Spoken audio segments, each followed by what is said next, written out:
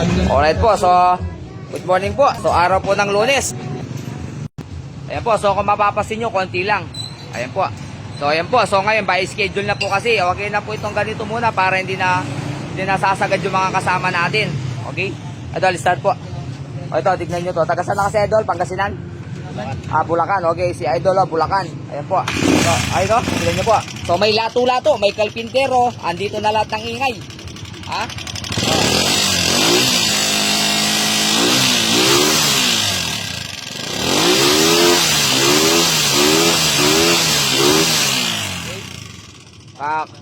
Ganda ng tunog oh. Ang ganda-ganda. Alright, tolokan na rin yung black. Natulo. Idol, bagong gawa lang din to. Ha? Oh, bagong gawa lang to. Tingnan mo yung mga gasket oh, bago lang oh. Oh, naputok oh. Pangit, nakalabas oh. Okay. Okay. So, bagong gawa. 2 buwan pa lang pero may lato-lato ha, from Bulacan po. So, ang problema nito, timing gear, cam follower. So, tapos, dahil ganito yung tunog nito, kailangan Idol, check na natin lahat, no? Na wheeling para gumanda yung tunog. Minsanan, okay, sige po, from Bulacan, o sige, buksan muna sa ulo. Once na may nakita tayong malakas ang alog ng connecting rod nito, diretso overhaul. Hindi kasi natin totally may identify kung malakas din ang tama ng connecting rod o alog, o may alog na kasi nga sobrang ingay ng cam follower at timing gear. So ito naman no, convert po 200cc tapos 6 speed. Idol, shout out. Okay? Ayan po from Kamiling, di ba? Okay? So 200cc po. Pangit to, tapos bobor out to. Ayan o.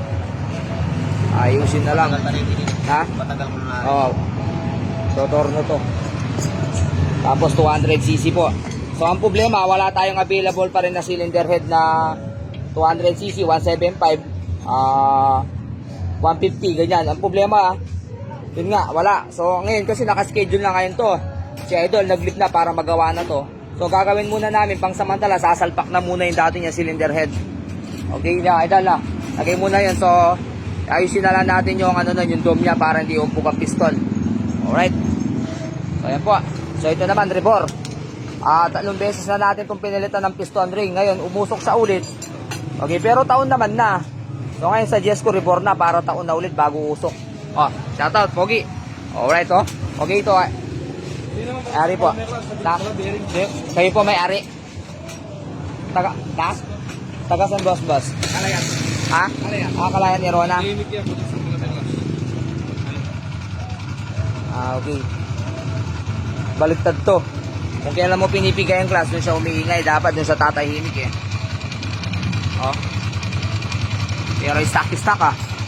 Sasalina mo. Magkano ba nabili to? 55, okay naman siya. Pero rinicon lang tong motor. Baka parang dating marumi to, lininis lang. Pero talagang dati siyang hindi siya na-lowered talaga. Oh, hindi na butas na palodo, hindi na bawas. Hindi na pitpit yung manubela. Hindi rin niripin. So, stock talaga siya. Original talaga. So, ang bago lang dito, upuan. Yun na to. Okay? Tangki, side cover, bago na rin. Okay? So, ganyan po magkilatis ng motor kung na-recon na ba talaga siya o stock pa, hindi. Ito. So, tulad nito, may crack na yung reminder sticker niya, so stock to. Tapos ito, bago na lahat, wala pang fitted. Paginis, so bago na to. Dito naman, alam mo hindi dating na-lowered to.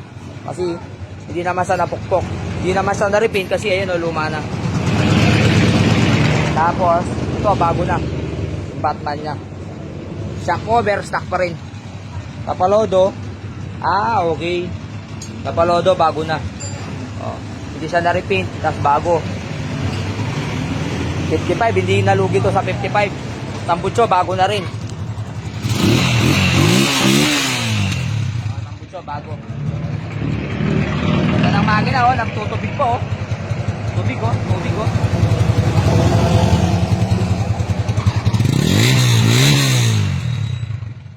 Walang kausok-usok, kinakalawang tambucho. So alam mong kondisyon ng nito. Piston ring, bad seal oh. Ganda. Hindi nalugi sa 55. Tapos alam mong original pa yung hub niya. Ayan po. Yung rayos stock pa rin. Payat dito ay mataba dito, tapos papayat sexy. Tapos hindi pa rin to na rewasher, oh. So stock. Tapos ang rim nito dapat union. Union. Uy, panalo, stock, oh, union, oh. Stock po. So maingay lang, timing gear. Normal lang naman yan sa ganitong model. Alright po. So yun naman, ayaw mandar. Tapos yung grader, mahirap start. Okay. Dali. Ay, naka ano na pala to, naka flat side na, oko. Jerry, okay. Kaya na po mga idol, pasensya na po, by schedule na ngayon.